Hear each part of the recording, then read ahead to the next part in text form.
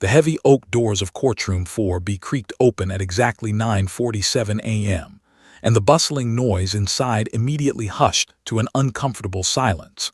7-year-old Emma stood frozen in the doorway, her tiny frame silhouetted against the harsh fluorescent lights of the corridor behind her. Her golden retriever, Max, stood faithfully beside her, his amber eyes scanning the room with the trained awareness of a certified therapy dog. Emma's small hand gripped his leash so tightly that her knuckles had turned bone white, trembling with a fear that went far beyond normal courtroom anxiety. The Sand family courthouse had seen thousands of custody battles over the decades, but there was something different about this case. Something that made even the seasoned court officers exchange worried glances as they watched the child hesitate at the threshold. Emma wore a pale blue dress that her mother had carefully picked out that morning, hoping it would give her daughter confidence. Instead, it seemed to swallow the little girl whole, making her appear even smaller and more vulnerable than she already was. Judge Williams looked up from her bench, her reading glasses perched on her nose as she reviewed the thick case file before her. At 58 years old, Judge Williams had presided over family court for more than 20 years. She'd seen it all, or so she thought. Parents fighting over assets while forgetting about their children's, false allegations thrown like weapons, and bitter divorces that dragged innocent kids through emotional warfare. But something about Emma's case had been nagging at her since she first read the file 3 weeks ago. The child's therapist, Dr. Lisa, had submitted a concerning report noting significant signs of trauma and anxiety, source undisclosed despite multiple sessions. "Come in, Emma," Judge Williams said gently, her voice softening in a way that only appeared when children entered her courtroom. "You can bring Max right up to the front. We've made sure there's plenty of space for him." Emma took a shaky breath and stepped forward. Each footstep on the polished marble floor echoed through the courtroom like a drumbeat. The gallery was packed with people whose lives had become entangled in this family's unraveling. Attorneys, social workers, a court-appointed guardian ad, and various other professionals who'd been analyzing every aspect of Emma's young life for months. On the left side of the courtroom sat Emma's mother, Sarah, a 34-year-old elementary school teacher whose eyes were already red and puffy from crying. She wore a simple gray suit and twisted a damp tissue between her fingers, watching her daughter with a mixture of love, anxiety, and desperate hope. Beside her sat her attorney, a sharp-minded family law specialist who had built her career on protecting children's interests. His briefcase overflowed with documents, psychological evaluations, school records, and witness statements, all meant to prove that Sarah should have primary custody. On the right side, looking remarkably calm and composed, sat Michael. At 37, he was a successful real estate developer who'd built a small empire of luxury condominiums along the California coast. His expensive navy suit was perfectly tailored, his dark hair impeccably styled, and his face wore an expression of patient sadness that suggested he was the wounded party in this divorce. His attorney, Richard Blackwood, was known throughout San as a ruthless courtroom strategist who rarely lost custody cases. Richard's strategy was simple: paint Michael as the stable, financially secure parent who could provide Emma with every opportunity, while subtly suggesting that Sarah's emotional instability made her unsuitable for primary custody. What neither attorney knew, what nobody in that courtroom knew except Emma herself, was that this case was built on a foundation of carefully constructed lies and a terrified child's silence. Emma continued her slow walk down the center aisle, and Max matched her pace perfectly. The golden retriever had been specially trained at the Pacific Coast Service Dog Academy to work with traumatized children. He could sense anxiety, detect panic attacks before they fully manifested, and provide deep pressure therapy when his handler needed grounding. More importantly, he'd been trained to respond to specific distress signals, nonverbal cues that a child could use when words failed them, or when speaking the truth felt too dangerous. Dr. Lisa sat in the second row of the gallery, her clinical notebook open on her lap. She'd been working with Emma for 8 months, ever since the divorce proceedings began, and the child started showing severe anxiety symptoms. Emma had nightmares that woke her screaming.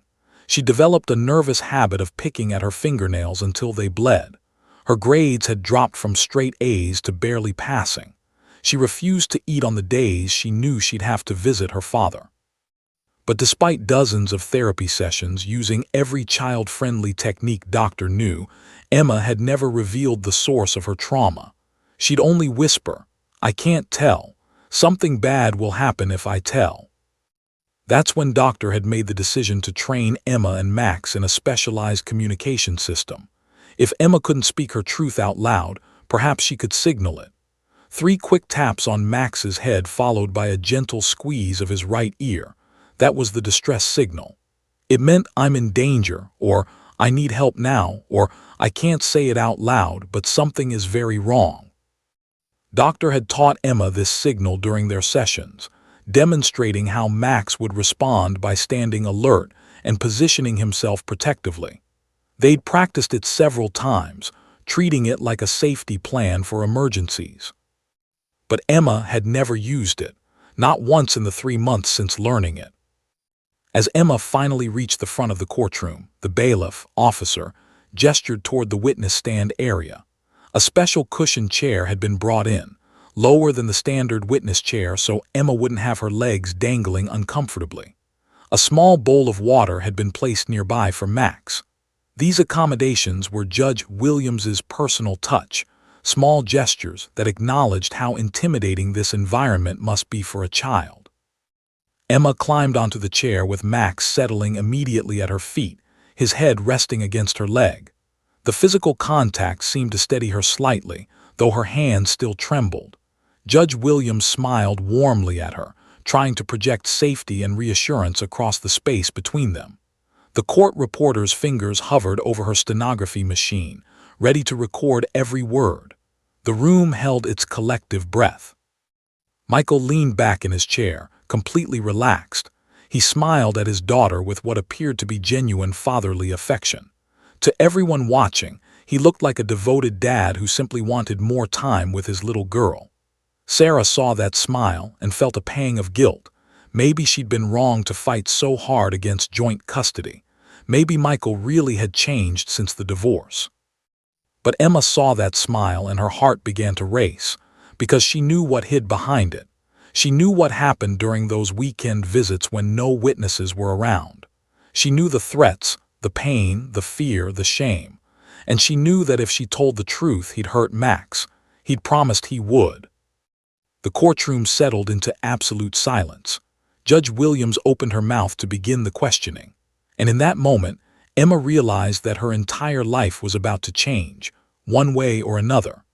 The only question was whether she'd find the courage to let it. Emma's eyes darted across the courtroom, landing briefly on her father before skittering away like a frightened bird. Michael sat there with that smile, that terrible, practiced smile that everyone else seemed to believe. The same smile he'd worn last Friday night when he'd picked her up for their court-mandated weekend visit. The same smile he'd maintained in the car, while gripping her wrist so tightly that bruises bloomed like dark flowers on her pale skin. The same smile that disappeared the moment his luxury condo door clicked shut behind them, replaced by something cold and frightening that made Emma's stomach turn to ice. "Wave to Daddy," her mother Sarah had said that Friday evening, completely oblivious as she handed Emma her overnight bag decorated with cheerful unicorns. Emma had waved mechanically, her face frozen in a mask that had become all too familiar. She'd learned to hide everything, the fear, the pain, the desperate screaming inside her head that begged her mother to see, to know, to save her. But Sarah saw only what she wanted to see. Her ex-husband trying to maintain a relationship with their daughter, perhaps finally growing into the father role he'd neglected during their marriage. If only she knew the truth. The nightmare had started 6 months ago, shortly after the judge had granted Michael unsupervised visitation rights. Before that, Visits had been supervised at a family center with social workers present, and Michael had been the picture of paternal devotion. He'd brought gifts, played games, asked about school, and never once raised his voice. The supervising social workers' reports had glowed with praise. Father shows appropriate affection and engagement. No concerns observed.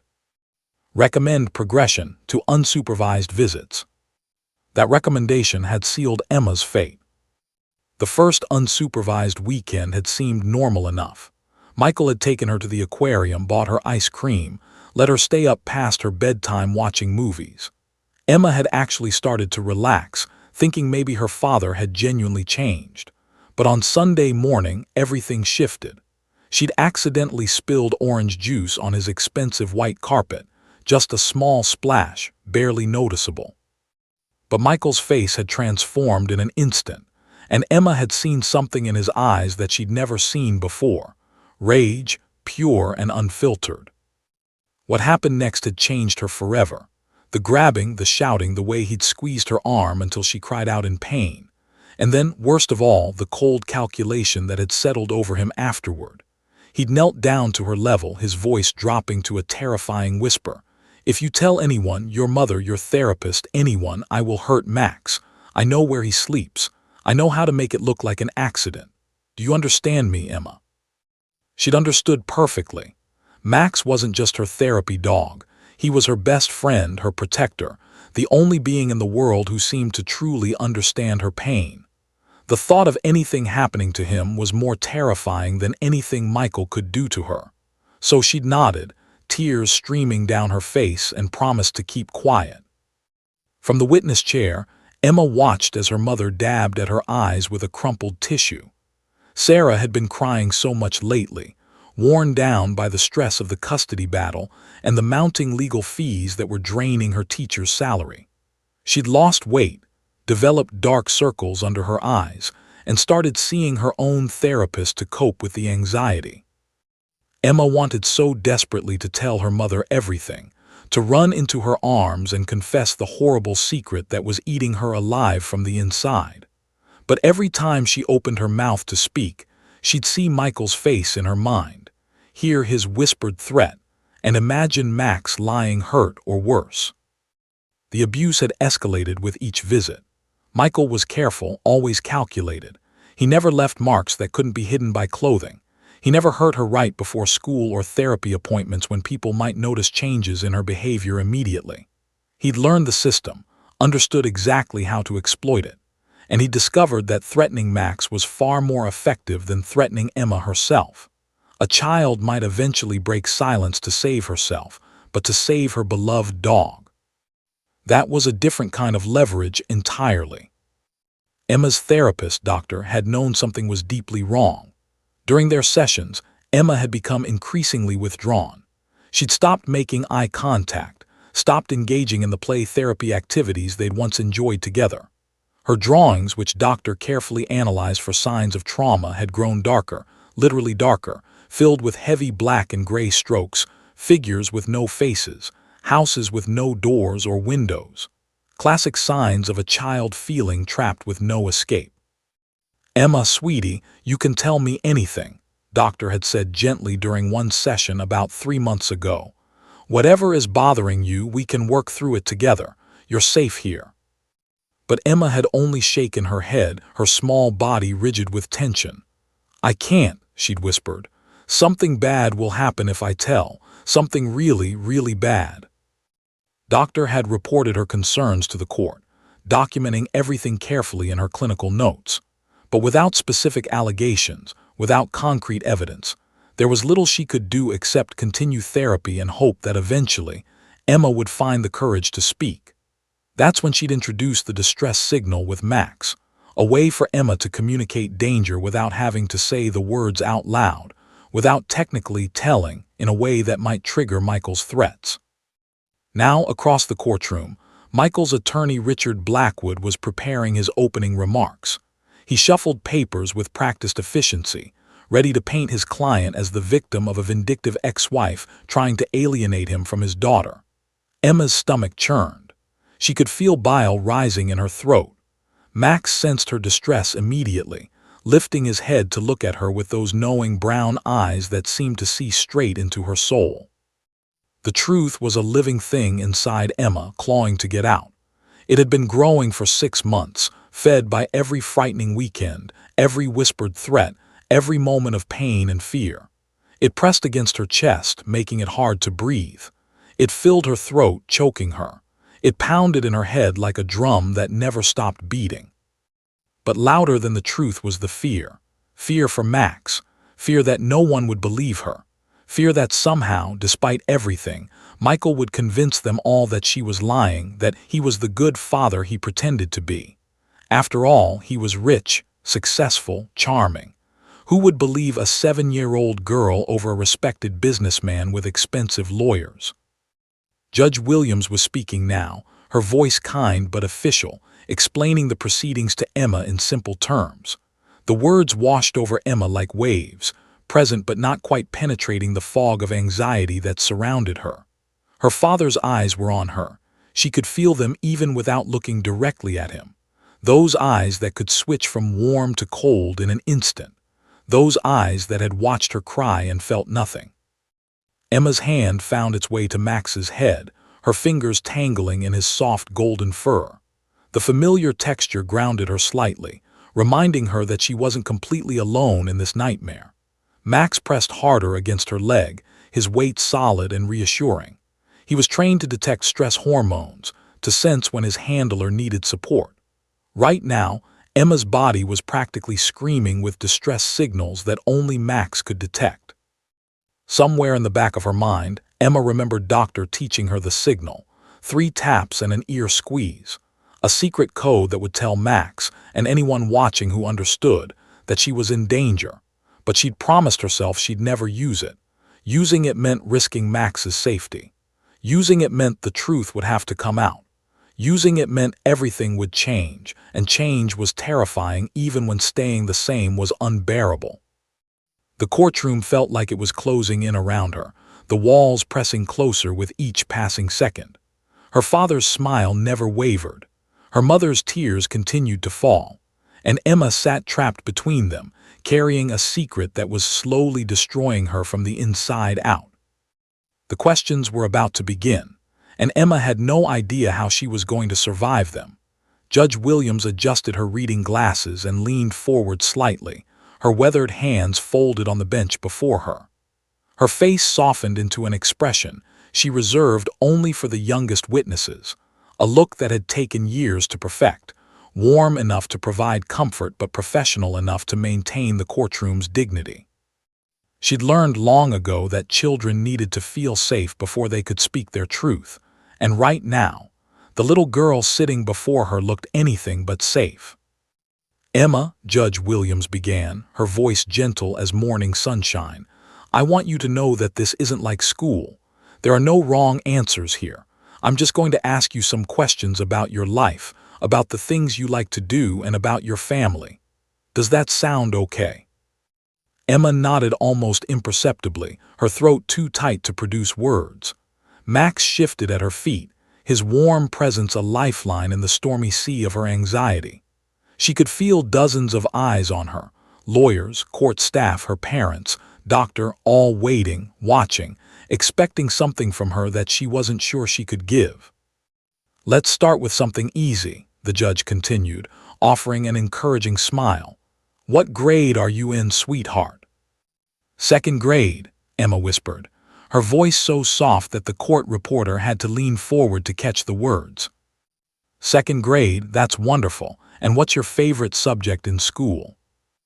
"Art." The answer came slightly easier this time. Art was safe. Art was about colors and shapes and creating worlds that didn't hurt. In art class, Emma could paint herself into different realities, ones where families stayed together, where fathers didn't transform into monsters behind closed doors, where little girls didn't have to carry secrets that crushed their spirits. Judge Williams nodded approvingly. "I loved art class when I was your age too. What kind of things do you like to draw?" Emma's fingers twisted in Max's fur, seeking comfort. "Animals mostly, and houses." She didn't mention that the houses she drew never had doors, that doctor had noticed this pattern and documented it in her clinical notes. Trapped houses for a trapped girl. That's lovely, and I can see you have a very special friend with you today. The judge gestured to Max. Can you tell me about him? For the first time, a tiny flicker of genuine emotion crossed Emma's face, something close to a smile but not quite reaching it. This is Max. He's my therapy dog. He helps me when I feel scared or sad. He seems like a very good boy. How long have you had Max? Almost a year. Doctor helped me get him after. Emma's voice trailed off and the almost smile disappeared. After the divorce. After her world had shattered. After everything that was supposed to be safe and stable had crumbled into chaos. Judge Williams caught the hesitation but didn't push. Not yet. She'd been doing this long enough to recognize the difference between a child who needed gentle encouragement and one who was actively holding back something significant. Emma was definitely in the latter category. Every answer was carefully measured, rehearsed even. Her body language screamed distress. The hunched shoulders, the downcast eyes, the way her small hands gripped Max's fur like a drowning person clinging to a life raft. Now, Emma, I'd like to ask you some questions about your mom and dad. Remember, there are no wrong answers. I just want to understand what your life is like. Okay. Emma's whole body tensed. This was it. This was the dangerous territory where one wrong word could destroy everything. She nodded again, not trusting her voice. Let's talk about your mom first. What kinds of things do you do together? The relief was palpable. Mom questions were safer. We bake cookies sometimes. She reads to me before bed. We watch movies on Friday nights when I'm not. She caught herself swallowing hard. When I'm home. That sounds nice. What kind of movies do you watch? Disney movies mostly. Mom likes the old ones. We watched Cinderella last week. Emma's voice gained a fraction of strength when talking about her mother. These were real memories, untainted by fear. Movie nights curled up on the couch, her mother's arm around her, the smell of popcorn, the sound of familiar songs. Safe moments that felt like they belonged to a different lifetime. And your mom is a teacher, isn't she? Does she help you with your homework? Yes, she's really good at math. I'm not very good at it, but she's patient with me. Emma's fingers continued their rhythmic stroking of Max's fur, the repetitive motion helping to keep her grounded in the present moment. Judge Williams made a few notes, then looked back up with that same gentle expression. Now, I'd like to ask you about your dad. What kinds of things do you do when you visit him? The atmosphere in the courtroom shifted subtly but unmistakably. Sarah leaned forward anxiously. Michael maintained his calm, pleasant expression, but something flickered in his eyes, a warning, a reminder of what would happen if Emma said the wrong thing. Doctor's pen hovered over her notebook, her clinical instincts on high alert, and Emma felt her heart begin to race so fast she thought it might burst right out of her chest. Emma's mind went blank. Not blank like she couldn't remember, but blank like the static on a television screen, white noise drowning out everything except the fear. The words Michael had made her practice echoed in her head like a script she was forced to perform. Tell them we go to the park. Tell them I buy you ice cream. Tell them we have fun together. Tell them you love spending time with Daddy. Take your time, sweetheart, Judge Williams encouraged, noticing the child's distress but misinterpreting its cause. We go to the park sometimes, Emma recited mechanically, and he takes me to restaurants, nice restaurants. The words felt like stones in her mouth, heavy and hard to push out. They were technically true. Michael did take her to parks and restaurants, but Emma conveniently left out what happened before and after these public outings. The parks and restaurants were performances, carefully staged shows for anyone who might be watching. Look at the devoted father spending quality time with his daughter. Look how well-dressed she is, how expensive the restaurant. Look at them laughing together. What the public never saw were the car rides to and from these outings, where Michael's hand would grip her wrist in warning, his voice low and threatening as he reminded her of the rules. What they never saw was what happened inside his pristine condo, where no witnesses could hear or see or intervene. "What else do you do together?" the judge pressed gently. Emma's breathing became shallow. Max lifted his head, sensing the escalating panic in his handler. His nose nudged her leg gently, a reminder that he was there, that she wasn't alone. But even Max's presence couldn't stop the memories from flooding in. Last weekend, Michael's condo, the way he'd grabbed her by the shoulders because she'd been too slow getting ready for bed, the pain of his fingers digging into her flesh, the whispered threats about Max, the absolute certainty that if she ever told anyone, her beloved dog would pay the price. "We watch TV," Emma continued in that same flat, rehearsed tone. "He has a really big TV, and he has a pool in his building. We go swimming sometimes." All true, all carefully selected facts that painted a picture of normal father-daughter activities. What she didn't say was that she hated those swimming trips because it meant wearing a bathing suit, which meant any bruises had to be carefully covered with waterproof makeup that Michael had taught her to apply. What she didn't say was that the big TV was usually tuned to sports channels that bored her senseless, but she'd learned to sit quietly without complaint because complaining made him angry. "Do you have your own room at your dad's place?" Judge Williams asked. "Yes, it has purple walls. That's my favorite color." Another true statement, another carefully curated detail. The purple room was beautiful, decorated like a princess castle with expensive furniture and toys that Emma rarely touched. It was a showroom, designed to impress social workers and judges. A picture-perfect child's bedroom that screamed devoted father who spares no expense for his daughter's happiness. What Emma didn't mention was that the door to that beautiful purple room locked from the outside. That sometimes, when Michael's temper flared, she'd be sent there for hours with no dinner, no bathroom breaks, no contact. That the princess castle was sometimes a prison. Michael watched his daughter's testimony with satisfaction. She was doing exactly what he'd coached her to do, presenting the sanitized version of their relationship, the one that made him look like Parent of the Year. His attorney, Richard Blackwood, nodded approvingly, already preparing to build on this foundation. "See, Your Honor, the child clearly has a good relationship with her father. She talks about parks, restaurants, swimming pools, a beautiful bedroom. What more could a little girl want?" But Dr. Lisa saw something entirely different. She saw the disconnect between Emma's words and her body language. She saw how the child's shoulders hunched further with each question about her father. She saw the way Emma's hands trembled despite her mechanical answers. She saw Max growing more alert, more protective, sensing something that the humans in the room couldn't detect. Most importantly, Doctor saw what Judge Williams was beginning to notice too. Emma was giving perfect answers, too perfect. Like a student who had memorized a script for a play, hitting all the right marks but with no genuine emotion behind the performance. Real children rambled. They went off on tangents. They said and like constantly. They shared random details that had nothing to do with the question. They were spontaneous and unpredictable. Emma was none of those things. Emma was controlled, careful, calculated. And that control wasn't coming from maturity or natural temperament. That control was coming from fear. Judge Williams set down her pen and looked directly at Emma, her experienced eyes seeing past the rehearsed responses to the terrified child underneath. "Emma, honey, I want you to know that this is a safe space.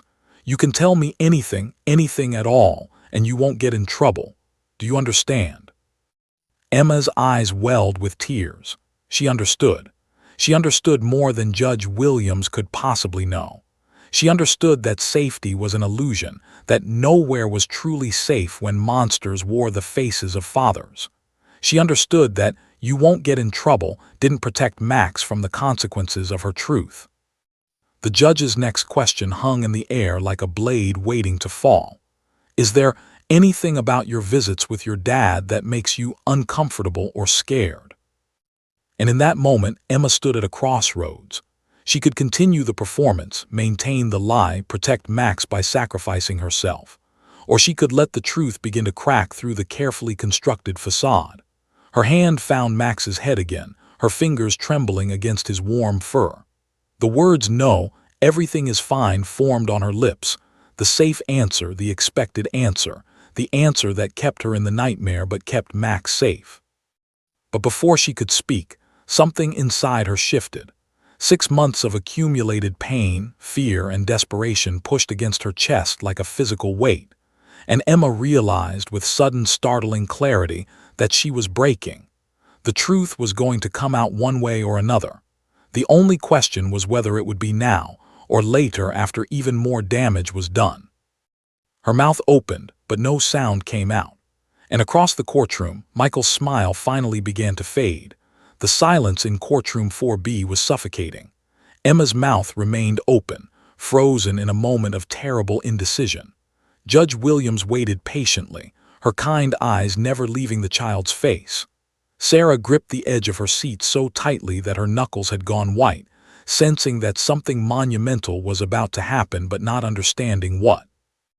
And Michael sat perfectly still, his expression shifting from confident calm to something darker, more dangerous, a silent warning transmitted across the space between father and daughter. Emma saw that look. She'd seen it 100 times before, right before something bad happened, right before his hand would shoot out to grab her, right before his voice would drop to that terrifying whisper that promised consequences. That look said, "Don't you dare. Remember what I told you. Remember Max." Richard Blackwood, Michael's attorney, sensed his client's tension and stood smoothly, his expensive suit rustling in the quiet.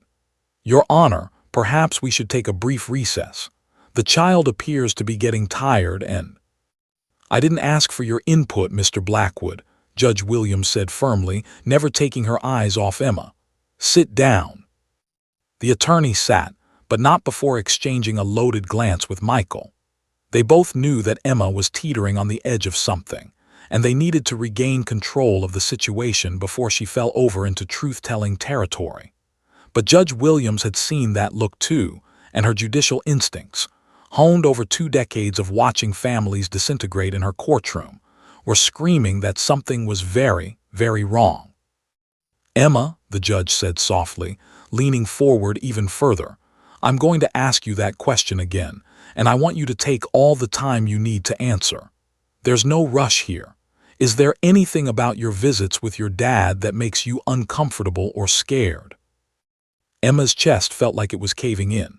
Her heart hammered so violently that she could hear it pounding in her ears, drowning out everything else. The courtroom seemed to tilt and spin around her. Black spots danced at the edges of her vision. This was it.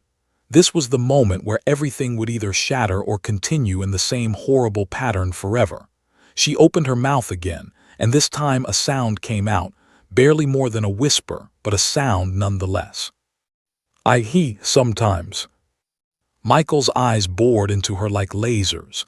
Even without looking directly at him, she could feel the weight of his stare, the unspoken threat hanging in the air between them. "Max. Remember Max.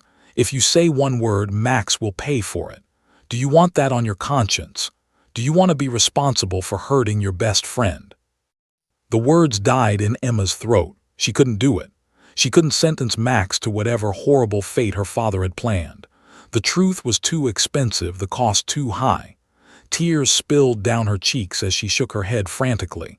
"Never mind, I'm sorry. Everything is fine. Everything is fine with Dad." But her body language screamed the opposite. She was trembling now, her whole frame shaking like a leaf in a storm.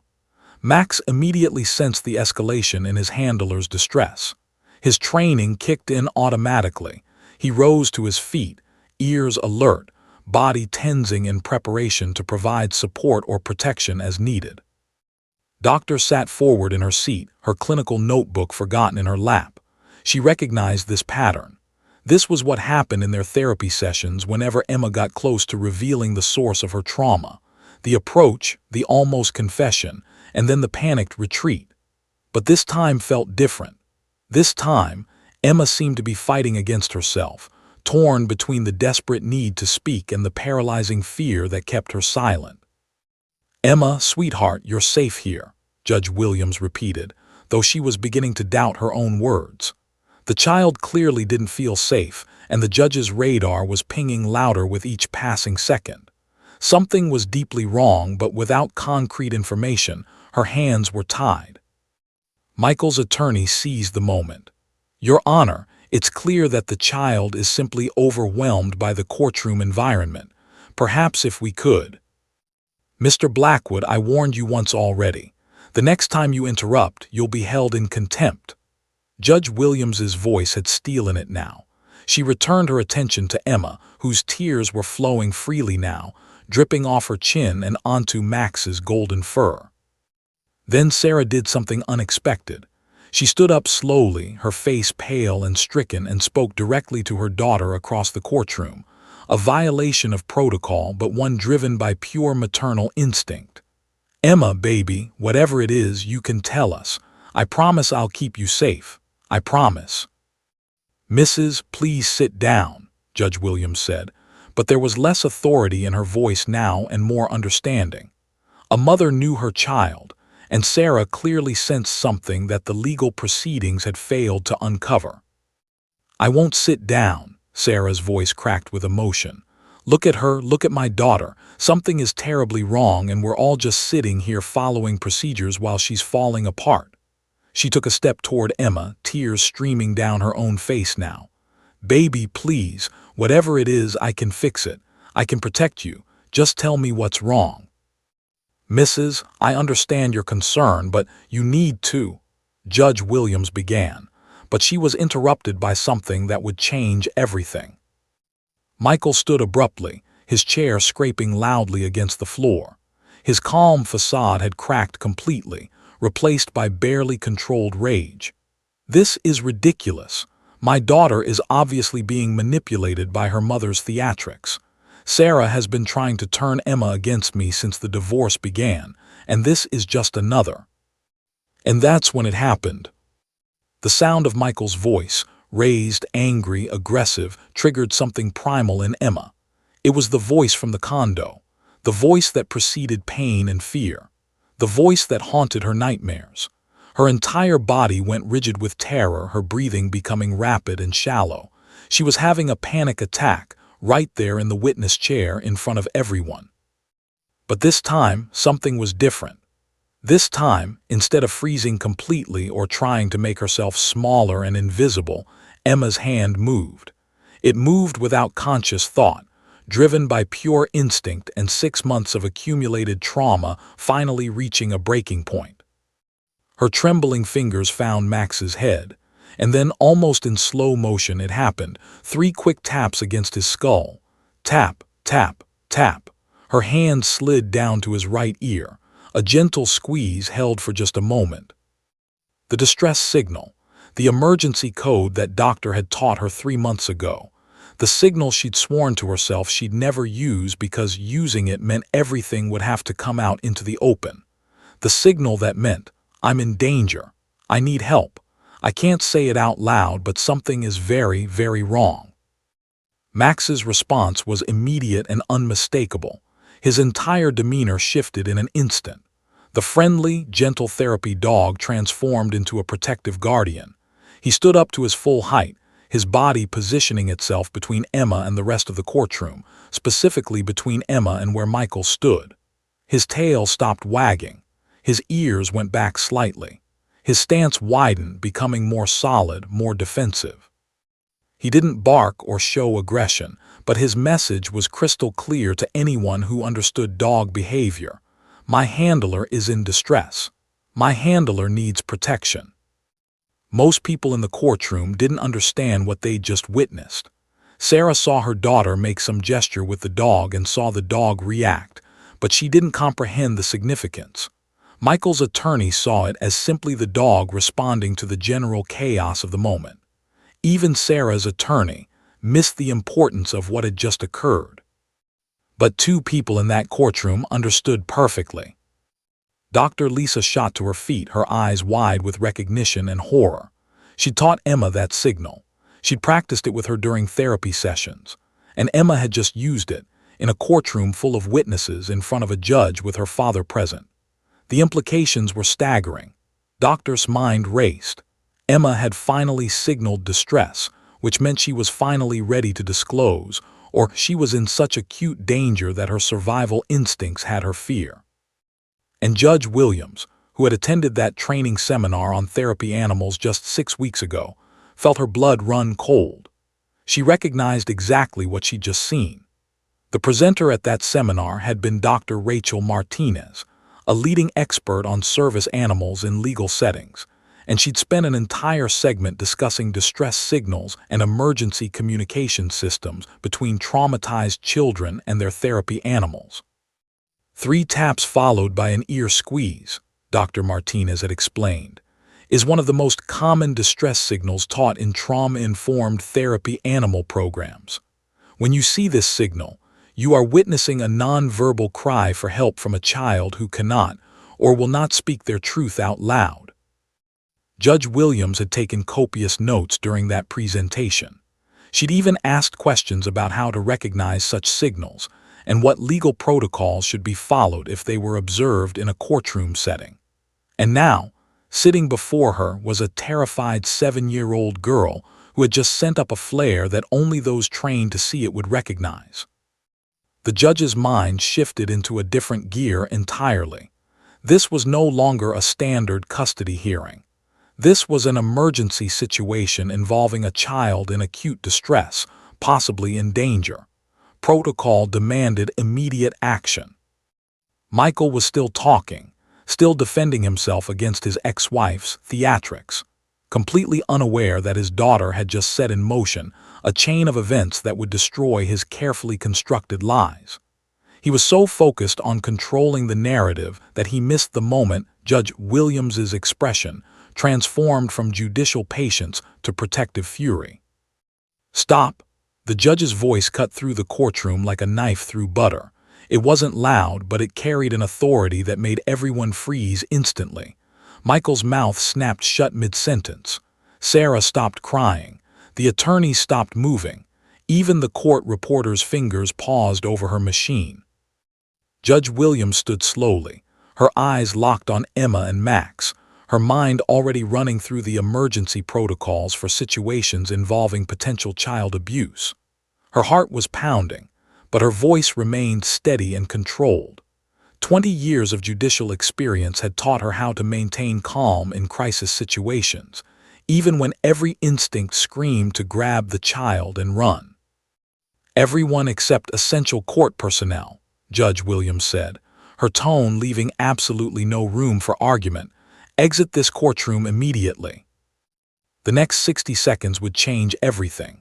The word "immediately" hung in the air like a thunderclap. For a moment, nobody moved. The courtroom remained frozen in a tableau of confusion and shock, everyone trying to process what had just happened and why Judge Williams, known for her measured temperament and procedural precision, had just brought everything to a screeching halt with the force of a judge who'd just witnessed a crime in progress. Michael was the first to find his voice, and it came out with an edge of barely controlled panic masked as indignation. "Your Honor, I don't understand what's happening here. We're in the middle of testimony and—" Mr. Judge Williams's voice was ice.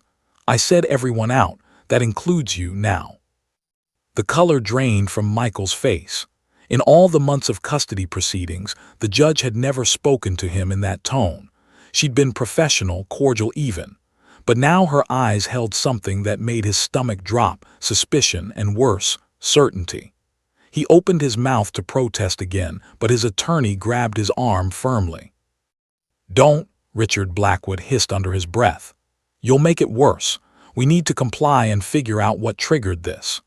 But even as he said it, Blackwood's experienced legal mind was racing through possibilities, none of them good. Emergency clearings of courtrooms in custody cases typically meant one thing: suspected abuse. Sarah stood on trembling legs, her face a mask of confusion and maternal terror. "Your Honor, please, what's wrong? Is Emma okay? Can I stay with her?" Her voice cracked with desperation. Every maternal instinct she possessed was screaming that something catastrophic was happening, and being ordered to leave her daughter felt like being asked to abandon her in a burning building. Judge Williams's expression softened fractionally when she looked at Sarah, but her decision remained firm. "Mrs., I understand your concern, but I need you to step outside. Your daughter is safe, I give you my word, but right now I need to follow very specific protocols." She paused, then added with deliberate emphasis, "child protection protocols." Those 3 words hit the courtroom like a bomb. Sarah's hand flew to her mouth, her eyes going wide with horrified understanding. Her attorney immediately put a steadying hand on her client's shoulder while her own mind shifted gears. Child protection protocols meant suspected abuse, which meant everything about this case was about to change dramatically. Michael's face went from pale to flushed red. "This is absolutely insane. Child protection. I have never. This is a setup. Sarah has clearly coached our daughter to." "Officer," Judge Williams called to the bailiff, cutting Michael off mid-sentence. "Please escort Mr. from the courtroom. If he resists or attempts to approach the witness stand, you have my permission to use whatever force is necessary to prevent it." The bailiff, a former Marine who'd worked courthouse security for 15 years, immediately moved to comply. He'd seen Judge Williams handle hundreds of contentious cases, but he'd never seen her look quite like this, protective fury wrapped in judicial authority. He positioned himself between Michael and Emma, his hand resting on his belt near his radio and pepper spray. "This is a violation of my rights." Michael's voice rose, the carefully maintained facade of the wronged father finally cracking to reveal something uglier underneath. "I demand to know what I'm being accused of. You can't just throw me out of a custody hearing about my own daughter." I am, and you need to leave now, mister." Judge Williams's voice never rose, but it carried the weight of absolute authority. "You have 10 seconds to exit voluntarily before officer assists you." Richard Blackwood, recognizing that his client was about to make everything exponentially worse, physically pulled Michael toward the door. "We're leaving. We'll file a protest, Your Honor, but we're complying." He practically dragged his client toward the exit, whispering urgently, "Shut up. Don't say another word. Not one word until we're outside and I can explain exactly how badly you're about to screw this up if you don't control yourself." The courtroom doors swung open, and Michael was ushered out, still protesting, still maintaining his innocence, still performing the role of outraged father even as the walls closed in around him. The doors closed behind him with a heavy thud that seemed to echo with finality. Sarah moved toward the door more slowly, her eyes never leaving Emma's small, trembling form in the witness chair. "Baby, I love you," she called out, her voice breaking. "Whatever is happening, Mommy loves you so much." Emma, still crying, still pressed against Max, who remained in his protective stance, managed a tiny nod. That small gesture nearly broke Sarah completely. Had to physically guide her client toward the exit, murmuring reassurances that Emma was in good hands, that Judge Williams was one of the best, that whatever was happening was for Emma's protection. As the gallery cleared, the various spectators filed out in stunned silence, court staff, the guardian ad legal interns who'd been observing the case. Everyone except the people Judge Williams had specifically asked to remain. Dr. Lisa, who sat gripping her clinical notebook with white-knuckled hands. Officer, who positioned himself by the door. And the court reporter, who was required to document everything. Judge Williams also made a quick call to her clerk. "Get me a CPS emergency investigator here within the hour. I don't care who, but I need someone qualified to conduct an emergency child forensic interview. And get me a victim's advocate who specializes in child trauma." She paused, then added, "And clear my calendar for the rest of the day. Everything." As the courtroom emptied and the heavy doors finally closed on the last observer, the atmosphere shifted dramatically. The cavernous space that had been filled with tension and dozens of watching eyes now felt strangely intimate and safe, or at least safer. Emma's sobs had quieted to hiccuping breaths, but she remained pressed against Max, who hadn't relaxed his protective posture for even a moment. Judge Williams stepped down from her bench, something she rarely did, and approached Emma slowly, carefully, making sure the child could see her coming and didn't feel cornered or threatened. She knelt down, bringing herself to Emma's eye level, her judicial robes pooling around her on the floor. At this moment, she wasn't Judge Williams, stern arbiter of family law. She was a grandmother of 3, a former social worker who'd seen too many children suffer in silence, and a woman who just recognized a cry for help that most people would have missed. "Emma," she said softly, "I saw what you did with Max. I know what that signal means. And I need you to understand something very important. You are safe now. Do you hear me? You are safe." Emma looked up at the judge with red, swollen eyes, her face streaked with tears. But he said, "Max." Her voice was so small, so broken, that it was almost inaudible. "Max is safe too," Judge Williams assured her. "No one is going to hurt Max, I promise you that. Whatever you need to tell me, whatever you've been afraid to say, you can say it now. Your father is not in this room. He cannot hear you. He cannot hurt you. And most importantly, he cannot hurt Max." Doctor moved forward slowly, her professional demeanor barely masking her emotional response to watching her young patient finally reach the crisis point they'd been working toward in therapy for months. "Emma, sweetheart, remember what we talked about how sometimes we need to use our brave voice even when we're scared, about how telling the truth can hurt at first but then helps us heal." Emma nodded slightly, fresh tears spilling down her cheeks. Max pressed harder against her leg, and she buried one hand in his fur like an anchor to reality. "Can you tell me why you gave Max the distress signal?" Judge Williams asked gently. "What were you trying to tell us without words?" For a long moment, Emma said nothing. The courtroom was so quiet that the hum of the fluorescent lights seemed deafening. The court reporter's fingers hovered over her stenography machine, ready to capture whatever came next. Officer stood at alert by the door, his training telling him that whatever was about to be disclosed was going to require law enforcement involvement beyond courthouse security. Then, in a voice barely above a whisper, Emma said the words that would change everything. "I'm scared of my daddy." 4 simple words. 4 words that a 7-year-old shouldn't have to say about a parent. 4 words that confirmed every suspicion that had been building in Judge Williams's mind. 4 words that opened a floodgate. "Can you tell me why you're scared of him?" the judge asked, keeping her voice steady and gentle despite the fury building in her chest. Emma's face crumpled. He hurts me. When we're alone, when nobody can see. He hurts me, and he says if I tell anyone he'll." She couldn't finish the sentence, couldn't say out loud the threat that had kept her silent for 6 long months.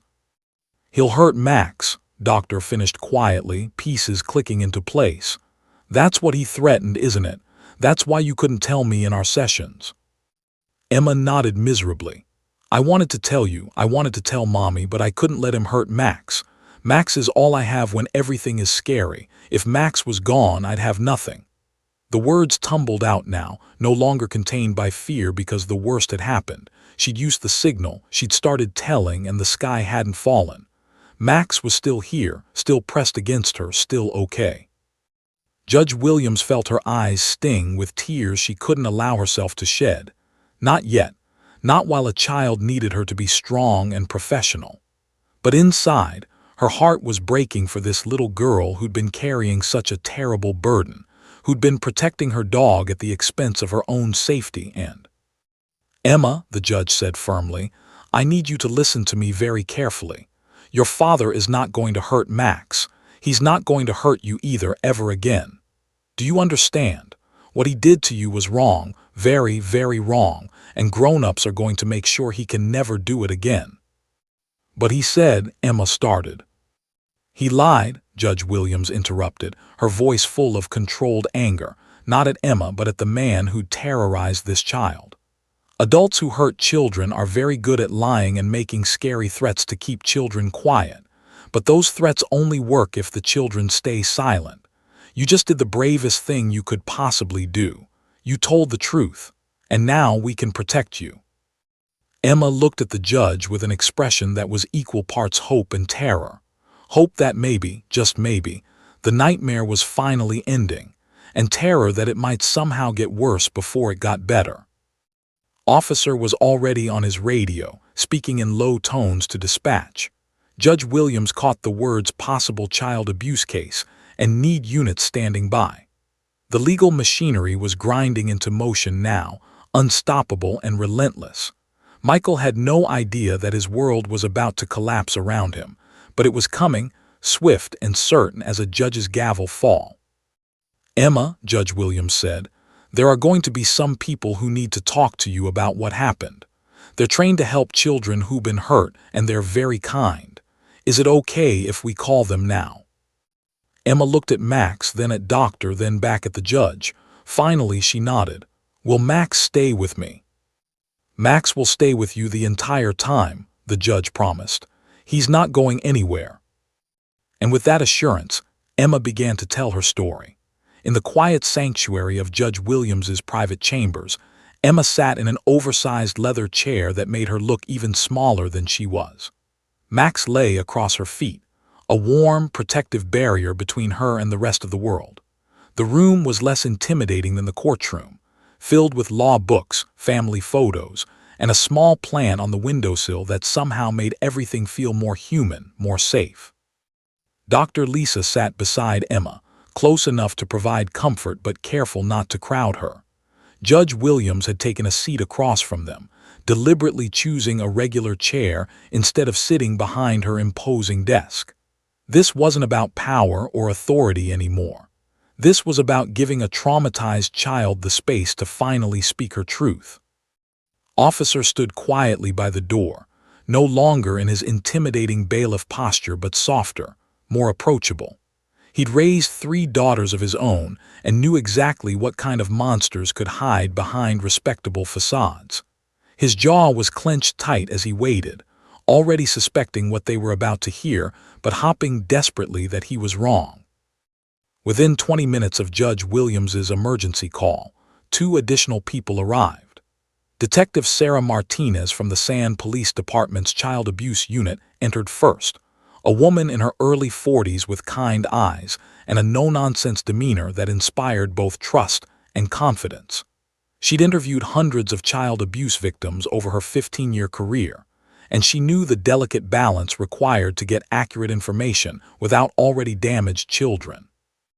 Right behind her came Jennifer Woods, a crisis counselor and child advocate from the county's Child Protective Services. Jennifer carried a soft bag filled with tools of her trade, stuffed animals, art supplies, fidget toys, anything that might help a child feel comfortable enough to talk about the unspeakable. "Emma," Judge Williams said gently, making the introductions, "this is Detective Martinez and Ms. Woods. They're here to help you, not to scare you. They work with lots of children who've been hurt, and their job is to make sure those children are protected. Is it okay if they join us?"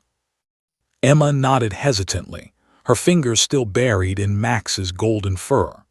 The dog's steady breathing and solid presence were the only things keeping her grounded as the room filled with professional adults whose entire attention was focused on her. Detective Martinez pulled up a chair and sat down, making sure she was at Emma's eye level. She'd learned long ago that towering over traumatized children was the fastest way to shut them down. "Hi, Emma. You can call me Sarah if that's easier. I know this is really hard and really scary, but I want you to know that you're incredibly brave for starting to tell us what's been happening. Can I ask you some questions? You can stop anytime you need to, and Max can stay right there with you the whole time." Emma's voice was barely audible. "Okay. Can you tell me about the times your dad hurt you? Maybe start with the first time you remember." The floodgates that had begun to crack in the courtroom now burst wide open. Through tears and halting words, Emma began to describe 6 months of systematic abuse that made everyone in the room fight to maintain their professional composure. She talked about the first incident, the spilled orange juice that had triggered Michael's rage.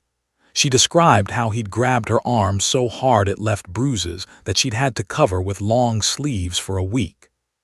"He told me I was clumsy and stupid," Emma whispered, her small voice cracking. "He said I ruined his expensive carpet and that I needed to learn to be more careful.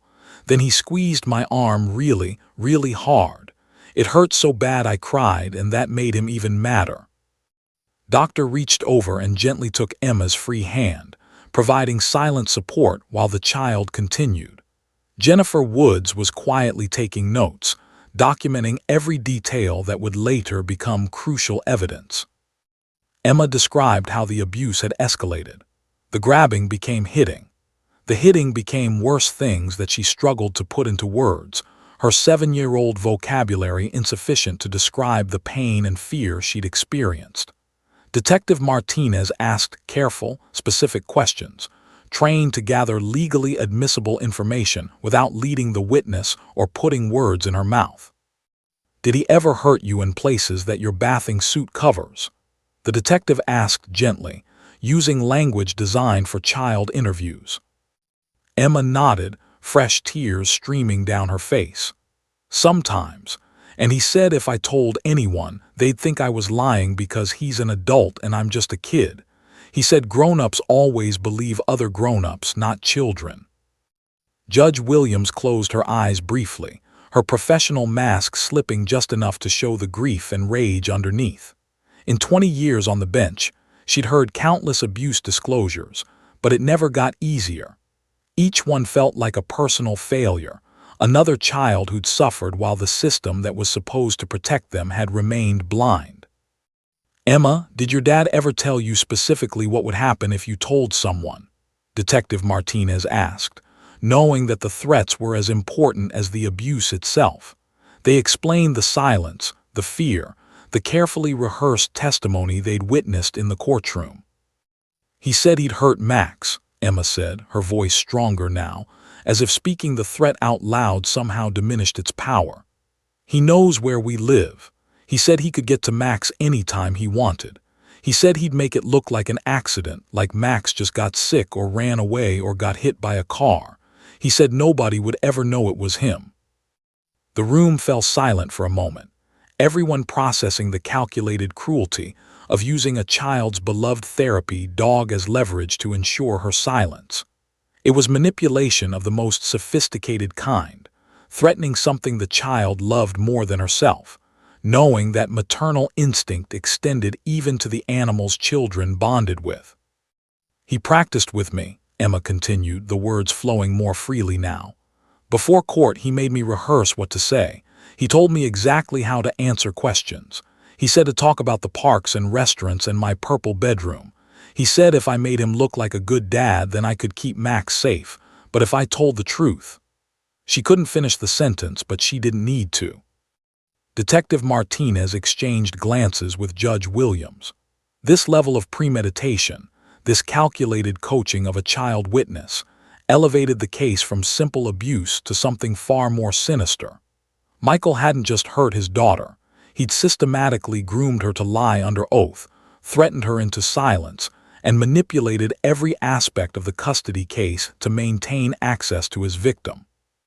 "Emma, I need to ask you something very important," the detective said carefully. "Did anyone ever see your dad hurt you? Were there any times when someone else was there?" Emma shook her head. "He was always really careful. He only did it when we were alone in his condo, never in public, never when someone might see. And he always," she hesitated, her face flushing with shame, "he always made me take a bath right after and check to make sure there weren't any marks that people could see." Jennifer Woods made a note, her hand shaking slightly with suppressed anger. The level of premeditation was staggering. Michael had been methodical, careful, strategic, all the hallmarks of an abuser who'd likely done this before or who had studied how to avoid detection. "Did he ever take pictures of you?" Detective Martinez asked, knowing that many child abusers documented their crimes. "No, at least I don't think so. He always made sure his phone was put away." Doctor spoke up for the first time since the disclosure began. "Emma, in our sessions, You drew a lot of pictures. Some of them showed houses with no doors. Can you tell Detective Martinez what those pictures meant?" Emma looked down at Max, drawing strength from his solid presence. "I felt trapped, like I couldn't get out, like I was stuck in this place where bad things happen and there was no door to escape through. Doctor helped me understand that feelings can show up in art even when we can't say them with words." "You're a very smart little girl," Detective Martinez said warmly, "and very brave. I know this is hard, but I need to ask a few more questions. Can you tell me about the most recent time your dad hurt you?" Emma took a shaky breath. "Last weekend, last Saturday night, I accidentally dropped my toothbrush in the toilet and he got so mad. He said I did it on purpose to annoy him. He grabbed my shoulders and shook me really hard. My neck hurt for 2 days after. Then he sent me to my room without dinner and locked the door from the outside. I had to go to the bathroom so bad, but I couldn't get out. I cried and cried, but he just turned up the TV so he couldn't hear me." "Was that the worst time?" the detective asked gently. "No," Emma's voice dropped to barely a whisper. "The worst time was 3 weeks ago. He hit me, with his hand on my face, because I said I wanted to stay with Mommy for Thanksgiving instead of splitting the holiday like the court said. I had a bruise on my cheek, but he showed me how to cover it with makeup. He has special makeup that he keeps in his bathroom just for covering bruises. He taught me how to put it on and blend it so nobody could tell." Judge Williams stood abruptly and walked to the window, her back to the room. Her shoulders were rigid with barely controlled fury. Behind her, she could hear Emma continuing to describe a nightmare that had been unfolding right under the court's nose, hidden by expensive suits, charming smiles, and a child's terrified silence. Detective Martinez asked several more questions, carefully documenting times, dates, specific incidents, building a timeline of abuse that would form the foundation of the criminal case. Emma answered each question as best she could, sometimes remembering details clearly and sometimes struggling with the foggy memory that trauma often creates. Finally, after nearly an hour of gentle questioning, the detective sat back. "Emma, you've been so incredibly brave today. I know that was really, really hard. But you've given us so much important information, and that information is going to help us make sure your dad can never hurt you again." "Is he going to jail?" Emma asked, her voice small and uncertain. Part of her desperately wanting that protection, part of her still conflicted because despite everything, he was still her father. "That's going to be up to lawyers and judges and juries," Detective Martinez explained honestly. "But I can tell you that we're going to do everything in our power to keep you safe. Your dad is not going to have access to you anymore. The judge is going to make sure of that." Judge Williams turned back from the window, her composure restored but her eyes blazing with determination.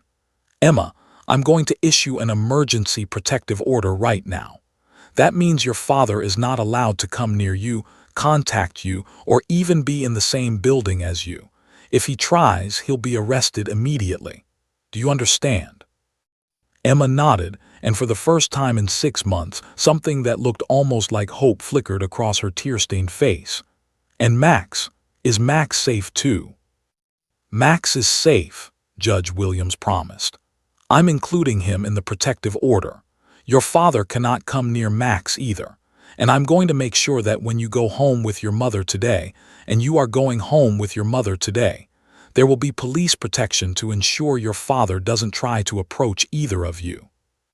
Outside the chambers, Michael sat in the courthouse hallway with his attorney, still confident that this was all just a temporary misunderstanding, still believing his carefully constructed lies would hold. He had no idea that inside those chambers, his daughter had just dismantled his entire defense with the simple, devastating power of truth. The nightmare was ending for Emma, but for Michael, it was only just beginning. The Sand County Courthouse hallway had never felt longer to Michael. He sat on the hard wooden bench outside Courtroom 4B, his expensive suit suddenly feeling too tight, too hot. Sweat beaded on his forehead despite the building's aggressive air conditioning. His attorney, Richard Blackwood, paced back and forth like a caged animal, phone pressed to his ear as he tried to get information from anyone who might know what was happening inside those closed chambers. "This is highly irregular," Blackwood muttered for the 10th time, snapping his phone shut in frustration. "They can't just kick us out without explanation. We have rights, due process. I'm going to file a motion for—" "Save it," Michael interrupted, his voice tight. For the first time since this whole custody battle began, genuine fear crept into his carefully maintained composure. Emma had been in there for over an hour now. An hour with judges and social workers and God knew who else. An hour where she could be saying anything, telling lies, making up stories because her mother had probably been coaching her for weeks. But a small, dark voice in the back of his mind whispered the truth he refused to acknowledge. Emma wasn't lying. Emma was telling them everything. And 6 months of careful planning, meticulous control, and strategic manipulation were about to come crashing down around him. "They can't prove anything," he muttered, more to convince himself than his attorney. "It's just her word against mine. A 7-year-old child against a successful businessman. Who are they going to believe?"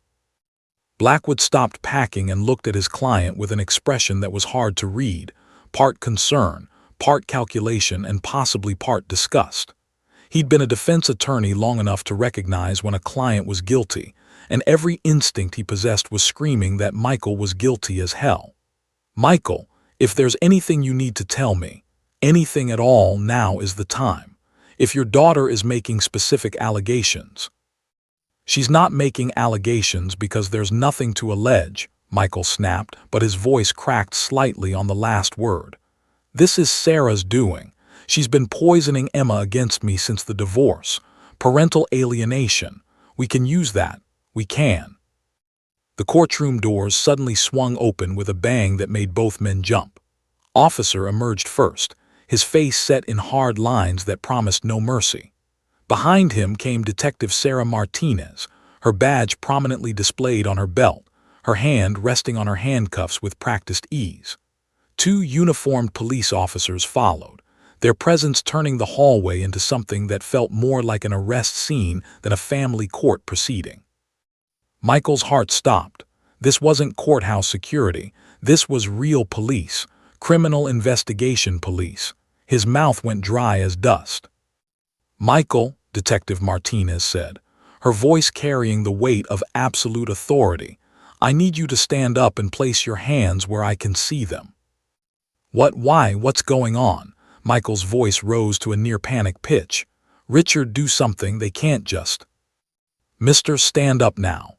The detective's hand moved to her weapon, not threatening but making it clear she was prepared for any possibility. "We can do this the easy way or the hard way. Your choice." Blackwood grabbed Michael's arm, forcing him to stand. "Comply. Don't resist. Don't say anything. Michael, do you hear me? Don't say a single word." But Michael was beyond listening to legal advice. 6 months of absolute control, of carefully managed appearances, of dominating and terrorizing a small child had made him believe he was untouchable. Rage flared through his fear. "This is insane. I haven't done anything wrong. You're harassing me based on whatever lies my vindictive ex-wife has." "Michael," Detective Martinez interrupted, her voice cutting through his protest like a knife, "you are under arrest for multiple counts of felony child abuse, child endangerment, witness tampering, and intimidation of a witness." She moved forward with swift efficiency, pulling his arms behind his back. The metallic click of handcuffs echoed through the hallway like a death knell. "You have the right to remain silent. Anything you say can and will be used against you in a court of law. You have the right to an attorney." "I am an attorney's client. Richard, this is insane. Call someone. Call the partners at my firm. Call—" Michael's face had gone from pale to flushed red, his carefully maintained facade completely shattered.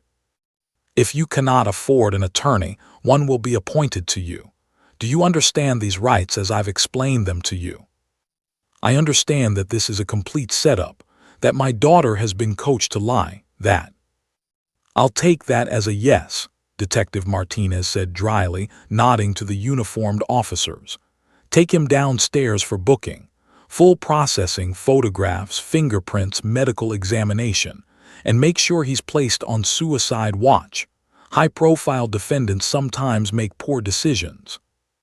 "Suicide watch, suicide watch." Michael's voice cracked completely. "I'm not suicidal, I'm innocent. This is character assassination. When my lawyers are done with this department."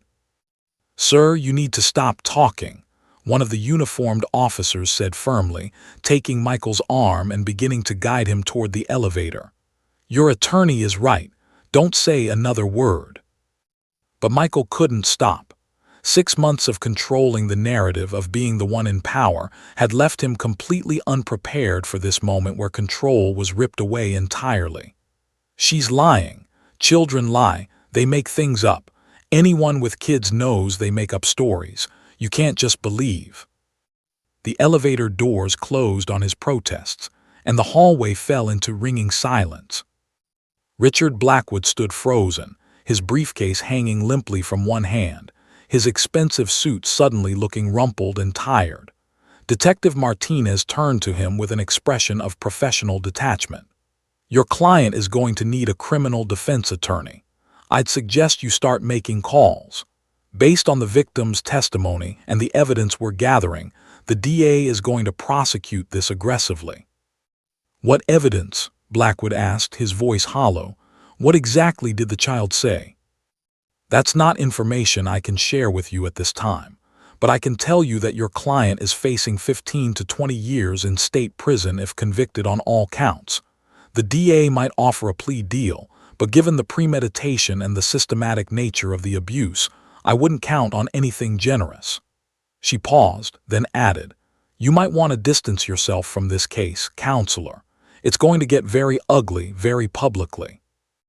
Blackwood nodded slowly, his mind already calculating. He defended plenty of guilty clients, that was his job, but child abusers, that was a different category entirely. The kind of case that followed you, tainted your reputation, made people look at you differently in grocery stores and at your kids' school functions. "I'll need to consult with my firm's ethics committee." "You do that." Detective Martinez turned back toward the courtroom, then paused. "For what it's worth, counselor, that little girl in there is one of the bravest people I've met in 15 years of doing this job. She protected herself and her therapy dog the only way she knew how. Your client is a monster who preyed on his own child. I hope you sleep well at night knowing you tried to help him maintain custody." The words hit Blackwood like physical blows, but he said nothing. There was nothing to say. Inside the courthouse holding area, Michael sat in a small concrete cell, still in his expensive suit, still handcuffed, reality finally beginning to penetrate his wall of denial. His fingerprints had been taken. His photograph, he realized with dawning horror, had been captured from multiple angles. A nurse had documented several suspicious marks on his hands that could be consistent with grabbing or hitting someone. "I want to call my office," he demanded to the guard. "I have important meetings, business deals, I can't just—" "You get one phone call, and I'd suggest you use it to call a lawyer," the guard said flatly. "Because based on what I'm hearing, you're going to be a guest of the county for a while. This is a mistake, a huge mistake, when the truth comes out." "The truth already came out, buddy. Your daughter told it. And unlike you, she didn't have any reason to lie." Those words, simple, devastating, true, finally broke through Michael's defenses. His daughter had talked. She'd told them everything. Despite his threats, despite his careful coaching, despite 6 months of terrorizing her into silence, Emma had found the courage to speak. And in speaking, she destroyed him. For the first time in 6 months, Michael felt something close to fear. Not fear of consequences.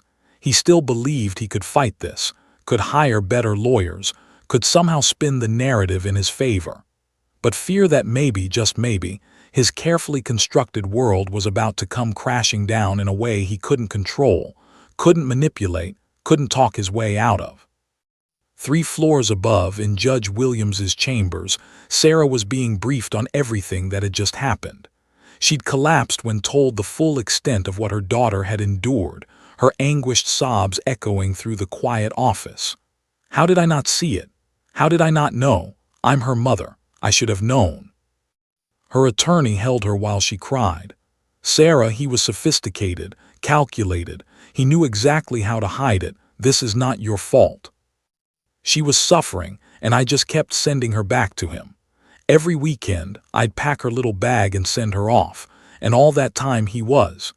She couldn't finish the sentence, couldn't put into words the horror of knowing her child had been brutalized while she'd remained oblivious. Judge Williams approached and knelt down in front of Sarah, taking her hands firmly. Mrs., listen to me. Your daughter is safe now. She's with the crisis counselor and she's going to be okay. She was brave enough to tell us the truth, and now we can make sure she never has to face that man again. But I need you to be strong for her. Can you do that? Sarah nodded through her tears, wiping her face with trembling hands. Can I see her? Please, I need to see her. I need to hold her and tell her I'm sorry I didn't protect her. You can see her in just a few minutes. But Sarah, when you do, don't apologize. Don't make her feel like she needs to comfort you. What she needs right now is to know that you believe her, that you're proud of her for being brave, and that everything is going to be okay. Can you do that? Sarah took a shaky breath and nodded. Yes, I can do that. When the door to the counseling room opened and Emma saw her mother, she flew into Sarah's arms with a sob. Mommy, I'm sorry. I'm so sorry I didn't tell you. I wanted to, but he said. Baby, Sarah held her daughter like she'd never let go, her own tears flowing freely now. You have nothing to be sorry for. Nothing. You were so brave. I'm so proud of you. And I promise you, baby, I promise you with everything I am, he will never hurt you again. And for the first time in 6 months, Emma believed it. 6 months had passed since that October day when Emma had given Max the secret signal that changed everything. 6 months that felt both like a lifetime and like yesterday, depending on which moment Emma was remembering. Now, in April, the sand sunshine poured through the windows of Doctor's therapy office, casting warm patches of light across the comfortable carpet where Max lay contentedly, his head resting on his paws while Emma colored in a notebook nearby.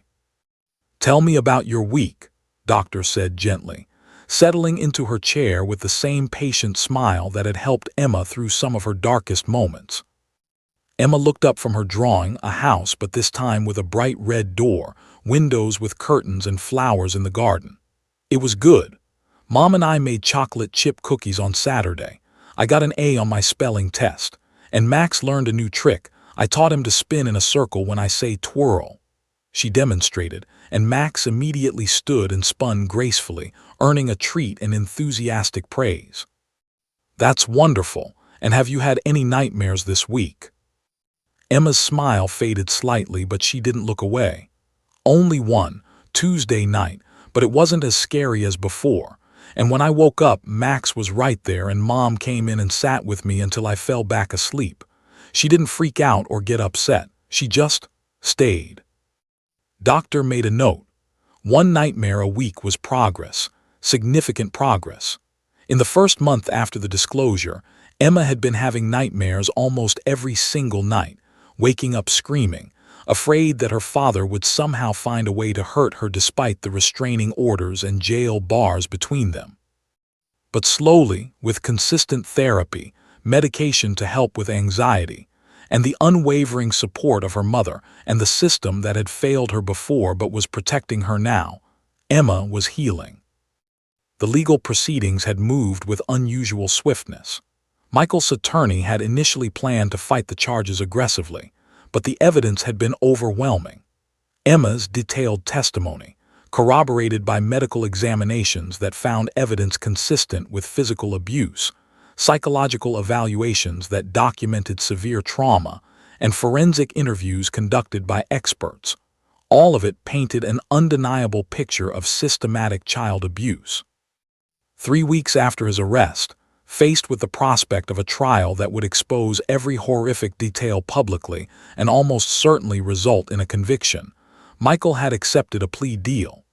He'd pleaded guilty to 3 counts of felony child abuse, 2 counts of child endangerment, and 1 count of witness intimidation. The judge, not Judge Williams, who had recused herself due to her involvement in the initial disclosure, had sentenced him to 15 years in state prison with no possibility of parole for at least 10 years. Sarah had been in the courtroom that day, sitting in the front row, watching as the man she'd once loved enough to marry was led away in handcuffs. Emma hadn't attended. Doctor and the prosecutor had agreed that watching her father being sentenced might be, but Sarah had attended, and afterward she'd gone home and told Emma simply, "He can't hurt you anymore. He's going to be in prison for a very long time. You're safe now." And slowly, Emma had begun to believe it. The civil custody case had been resolved immediately. Michael's parental rights were permanently terminated. He would never have contact with Emma again. No visits, no phone calls, no letters. Emma belonged solely to her mother now, and Sarah had thrown herself into being the parent her daughter needed.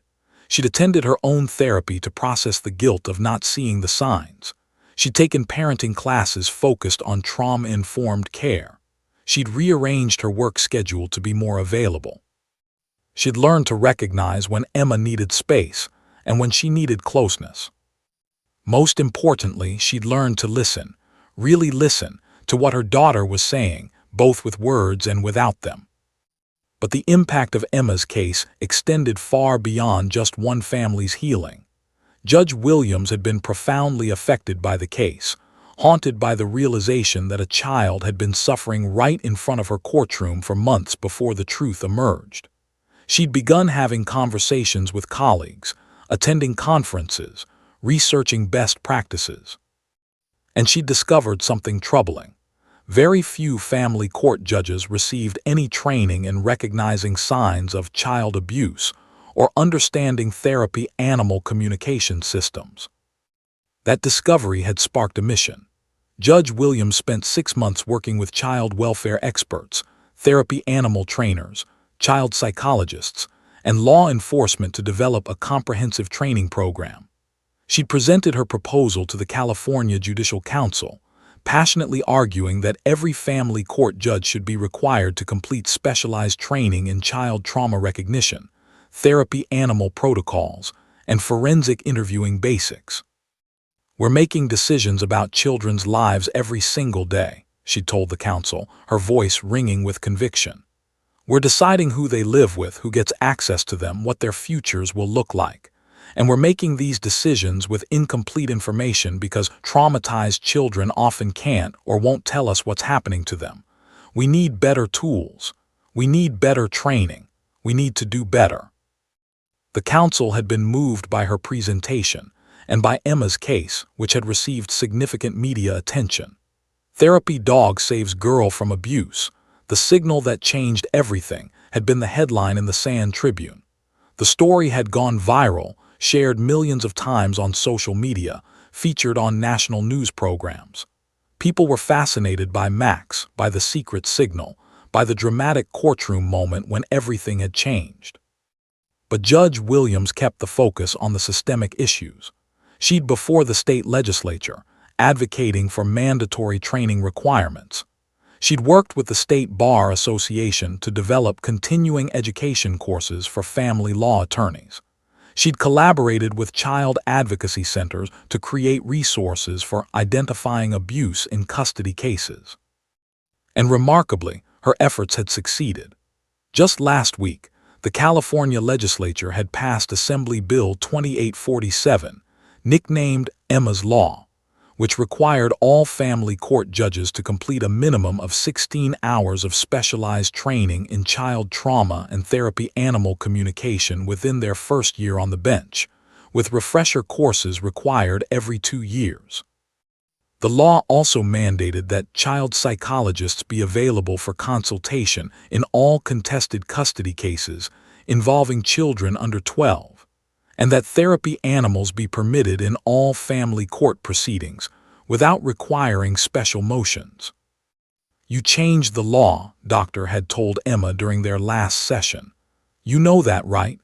Your bravery didn't just save yourself, it's going to help protect other children too." Emma had looked surprised, then thoughtful. "Really? How?" "Because you spoke up, judges are getting better training.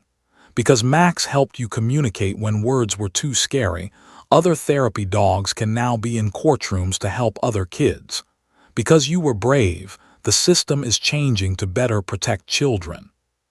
Now, in today's session, Emma was processing what that meant. "Do you think other kids will give their dogs the signal like I did?" she asked quietly. "Maybe," Doctor said honestly, "if they need to.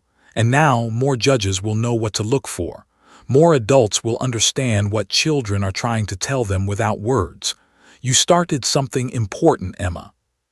"I just wanted Max to be safe," Emma said, her voice small.